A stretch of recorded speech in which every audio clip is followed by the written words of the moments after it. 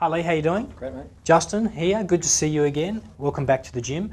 The purpose of coming in today is to take you through your first workout. Before we start, are there any injuries or illnesses that you have today that I should be aware of? No, all good. Okay, fantastic. So what we're going to do today is take you through that first workout. The main purpose of doing that is to make sure you know what exercises you need to do, where the equipment is located, and really the correct exercise technique to make sure that there's very little chance of you getting injured when you start your exercise program and you get the most benefit from your exercise program. I have your exercise program that I've designed for you after we did your fitness appraisal last week. So let's get started. Follow me.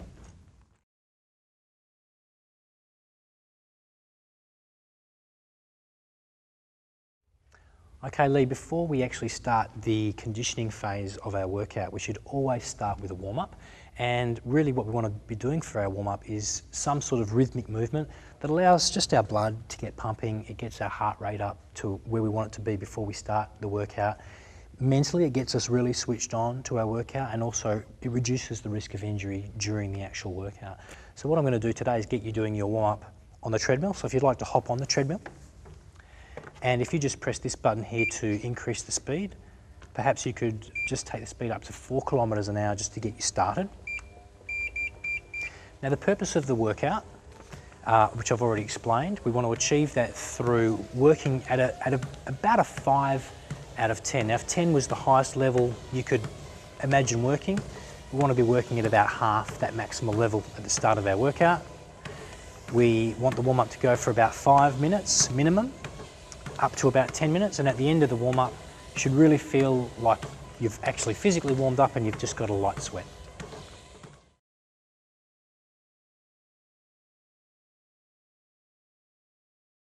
Now that we've warmed up, we'll move into our conditioning phase. The first exercise that we're going to do today is called leg press. This exercise targets quadriceps and glutes. I'll just give you a demonstration now.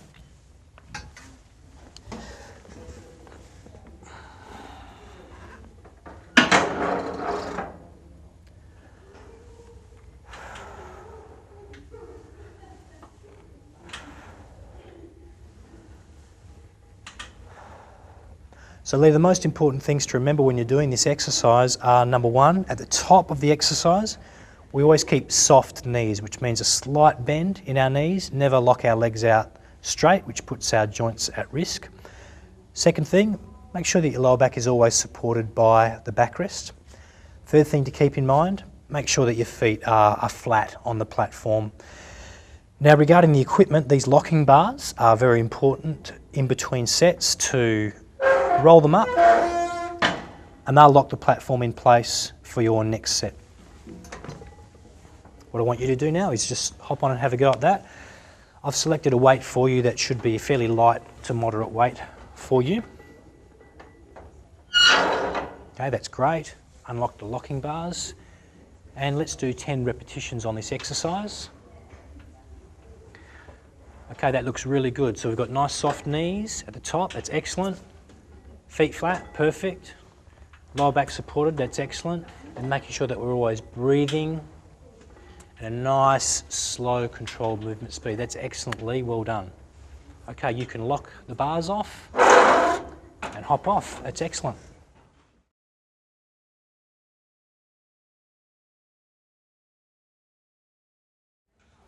Okay, Lee, now that we've actually finished the conditioning phase of our workout, we always want to finish off with a cool down, just like we start off with a warm-up. Now, with the warm-up, we started at a rate of about 5 out of 10. We were working at about 50% and then increasing.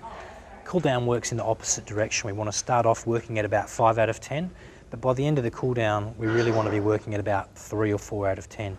The reason we want to do this is just to get the blood back pumping and redistributed around the body and stop the blood from pooling in our legs. So how hard do you feel like you're working now out of 10? About 3. About 3 out of 10. So that's perfect for the cool down. So the cool down really only needs to go for 3 or 4 minutes. So we're just going to cool you down now, and then we'll finish off with a stretch.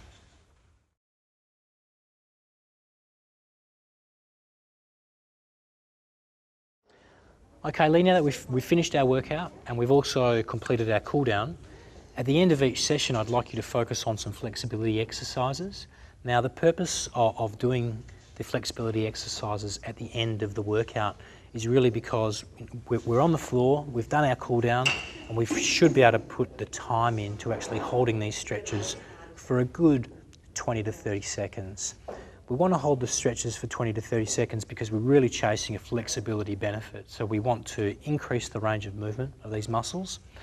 And also it stops the muscles from really tightening up after a workout. So the first stretch I'm going to demonstrate for you is a simple hamstring stretch, one leg at a time. So one leg stays out straight, and you can do this exercise with me. One leg tucked in, toes pointing towards the roof, and simply leaning forward until you feel the tension on the back of the leg.